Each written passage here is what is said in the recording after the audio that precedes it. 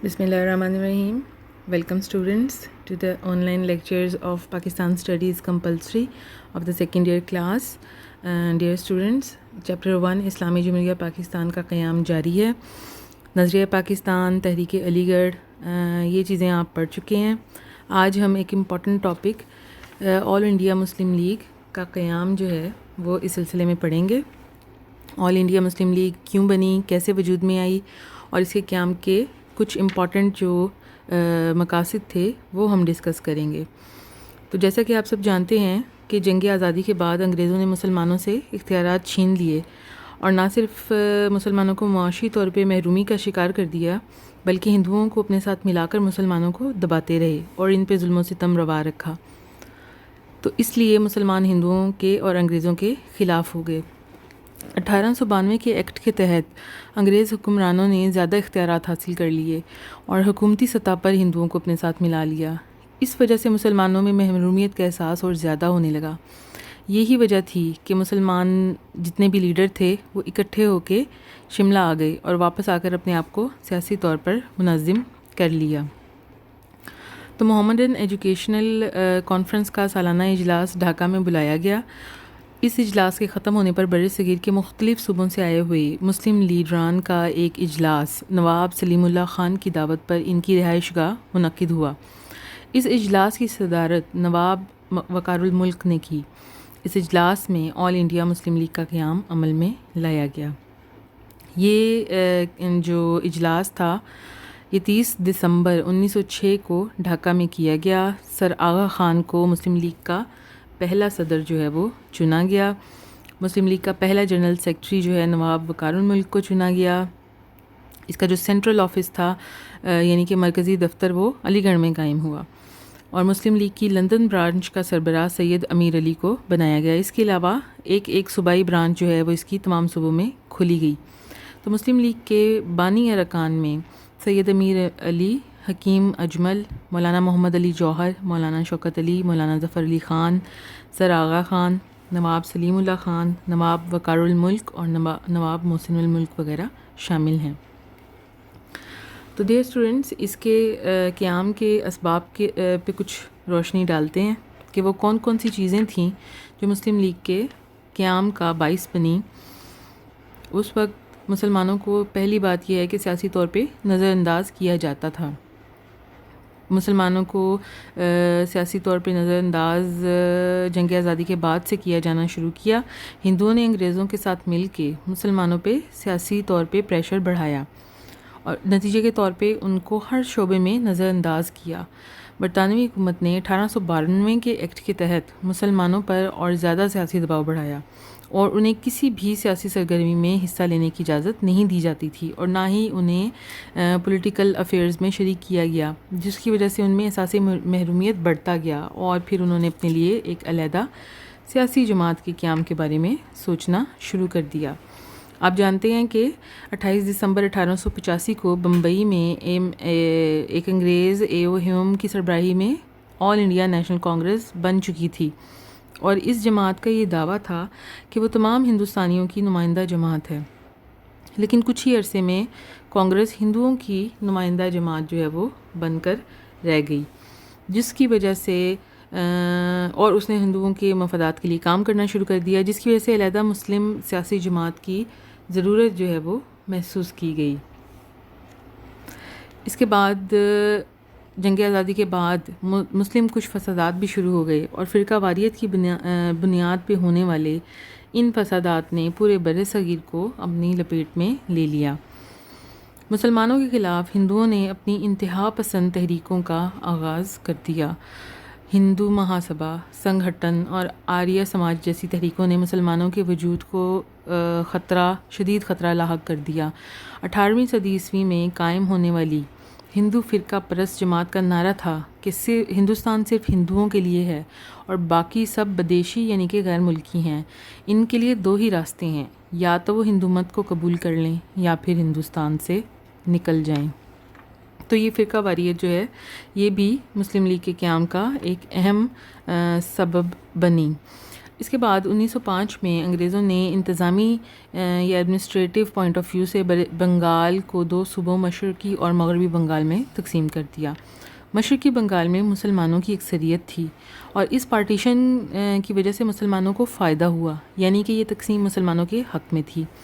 ہندوؤں نے تقسیم بنگال کی شدید مخالفت کی کیونکہ اس سے مسلمانوں کو فائدہ ہو رہا تھا۔ انہوں نے تقسیم بنگال کے خاتمے کے لیے تحریک شروع کی جس کا کانگریس نے بھرپور ساتھ دیا۔ یہاں سے کانگریس جو ہے وہ ہندوؤں کی نمائندہ جماعت کے طور پہ ابھرنا شروع ہو گئی۔ تقسیم بنگال کی مخالفت بھی مسلم لیگ کے قیام کا باعث بنی کیونکہ مسلمانوں نے محسوس کیا کہ سیاسی ریپرزنٹیشن کے لیے انہیں اب اپنی ایک علیحدہ جماعت کی بہت اشد ضرورت ہے۔ اس کے علاوہ مسلم لیگ کے قیام کے اسباب میں ایک امپورٹنٹ ریزن اردو ہندی تنازع تھی۔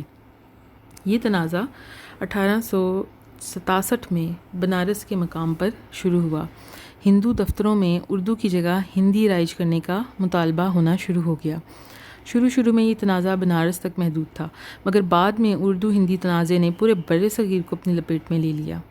بعض انگریز گورنر بھی اردو کی جگہ ہندی رائج کرنے پہ پوری طرح آمادہ ہو گئے اور مسلمانوں نے اردو کے دفاع کے لیے تحریک چلائی اور اردو ڈیفنس کونسلیں قائم کیں۔ اردو زبان کا تحفظ مسلمانوں کے لیے ضروری تھا اور یہ کسی سیاسی تنظیم کے بغیر ممکن نہیں تھا۔ اس کے بعد امپورٹنٹ ایک اسپیکٹ ہے جو مطلب مسلم لیگ کے قیام کا باعث بنا۔ اس میں 1905 میں برطانیہ میں جو الیکشنز ہوئے اس میں لبرل پارٹی کی کامیابی ہوئی اور لبرل پارٹی نے یہ اناؤنس کیا کہ وہ سب کانٹیننٹ یعنی کہ بر صغیر میں پولیٹیکل ریفارمز لائیں گے، یعنی کہ یہاں پہ سیاسی اصلاحات لائیں گے، سیاسی اداروں کو بنائیں گے۔ سیاسی اداروں کی تشکیل کا سلسلہ شروع ہونے کا جب امکان بنا تو مسلمانوں نے اپنی نمائندگی کے حصول کے لیے سیاسی جماعت بنانا ضروری سمجھا تاکہ مسلمانوں کے نہ صرف حقوق اور مفادات کا تحفظ کیا جا سکے بلکہ ان کی تجاویز کو حکومت کے سامنے ایک اوتھینٹک فورم کے تھرو جو ہے وہ پیش کیا جا سکے۔ 1 اکتوبر 1906 کو مسلمانوں کے حقوق و مفادات کے حفاظت کے لیے ایک 35 ممبرڈ ڈیلیگیشن جس کی سربراہی سر آغا خان کر رہے تھے، شملہ کے مقام پر وائسرائے ہند لارڈ منٹو سے ملا اور اپنے مطالبات پیش کیے۔ وائسرائے نے مطالبات پر غور کرنے کے بعد وفد تھا، جو ڈیلیگیشن تھا، اس کے ارکان کو حوصلہ افزا جواب دیا۔ اس پازیٹیو رسپانس سے مسلمانوں میں کانفیڈنس آیا، جذبہ اتحاد اور سیاسی بیداری کا احساس پیدا ہوا، یعنی کہ اگر وہ سیاسی طور پہ ایکٹیو ہوتے ہیں تو اس کا انہیں فائدہ ہوگا۔ اس احساس کے سبب مسلمانوں کی نمائندہ جو تنظیم ہے آل انڈیا مسلم لیگ 30 دسمبر 1906 کو قائم کر لی گئی۔ تو ڈیئر اسٹوڈنٹس، یہ کچھ آپ نے دیکھے ہیں ریزنز کہ کیوں مسلم لیگ کا قیام جو ہے وہ مسلمانوں کے لیے انیویٹیبل ہو گیا تھا۔ مسلمانوں کو اپنی سیاسی جماعت جو ہے وہ اپنی سیاسی محرومی کو ختم کرنے کے لیے اور اپنے حقوق اور مفادات کے تحفظ کے لیے اور انگریزوں کے سامنے اپنے جو بھی مطلب ان کے اپنے نقطہ نظر کو بیان کرنے کے لیے ضروری ہو گیا۔ اب ہم دیکھتے ہیں کہ مسلم لیگ کے قیام کے مقاصد کیا تھے۔ 1906 میں جو مسلم لیگ قائم کی گئی تو اس کے 3 بنیادی مقاصد تھے۔ اس میں نمبر 1 پہ یہ ہے کہ حکومت اور مسلمانوں کے درمیان جو ریلیشن شپ ہے اس کو بیٹر کرنا، اس کو بہتر کرنا۔ حکومت اور مسلمز کے درمیان بہتر تعلقات استوار کرنا اس کا پہلا اور فورموسٹ مقصد تھا۔ بر صغیر کی دیگر اقوام اور سیاسی جماعتوں سے اجتماعی بھلائی کے لیے رابطے کرنا۔ اس کے بعد مسلمان جو ہیں ان کی اپنی مسلم قوم کے سیاسی حقوق کا تحفظ کرنا۔ تو یہ 3 جو ہیں وہ میجر مقاصد تھے مسلم لیگ کے قیام کے لیے۔ بعد میں 1913 میں مسلم لیگ کے سالانہ اجلاس میں مزید قراردادیں پیش کی گئیں جس کے تحت مسلم لیگ کے مقاصد میں ایڈیشن کیا گیا اور 2 نئے جو مقاصد ہیں وہ مسلم لیگ کے منشور میں شامل کر دیے گئے۔ ان میں خود مختار نظام حکومت کا حصول تھا جو ہندوستان کے حالات کے مطابق ہو اور ہندو مسلم اتحاد قائم کر کے ہندوستانی عوام کی ترقی کے لیے کام کرنا شامل تھے۔ تو یہ دیکھ لیے آپ نے کہ مسلم لیگ کے قیام کے بنیادی مقاصد کیا تھے۔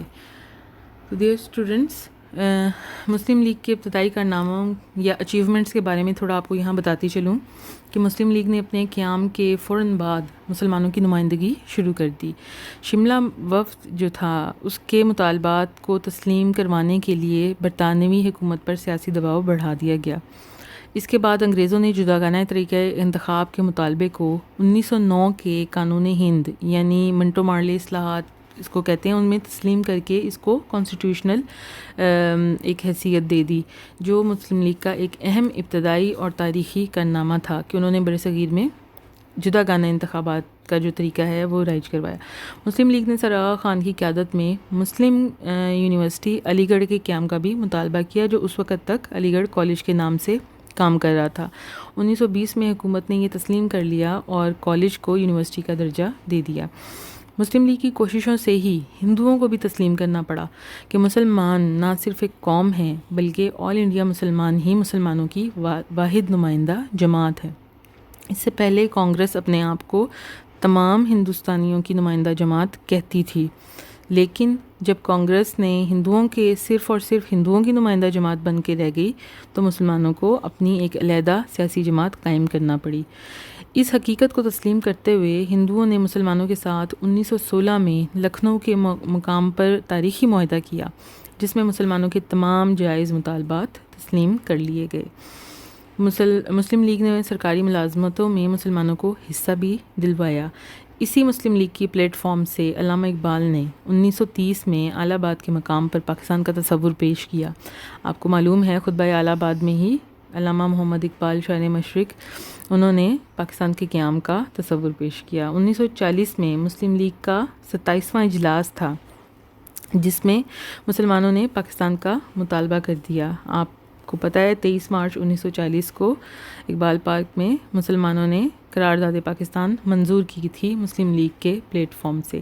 آخرکار طویل جدوجہد کے باعث آل انڈیا مسلم لیگ مسلمانوں کے لیے علیحدہ مملکت پاکستان حاصل کرنے میں کامیاب ہو گئی۔ تو ڈیئر اسٹوڈنٹس، یہ مسلم لیگ کے کچھ ابتدائی کارنامے ہیں جو ہم نے اس کی تشکیل کے بعد جو ہے وہ ڈسکس کیے۔ امید ہے یہ لیکچر آپ غور سے سنیں گے اور مین پوائنٹس اس کے نوٹ کریں گے۔ سوال امپورٹنٹ ہے ایگزامینیشن پوائنٹ آف ویو سے۔ کویشچن اس طرح سے آتا ہے کہ آل انڈیا مسلم لیگ کیوں وجود میں آئی اور اسے قیام کے 5 مقاصد بیان کریں۔ تو ہوپ فلی یہ لیکچر آپ کے لیے فروٹفل ثابت ہوگا اس کویشچن کی پریپریشن کے لیے۔ سی یو نیکسٹ ٹائم۔ اوکے، اللہ حافظ۔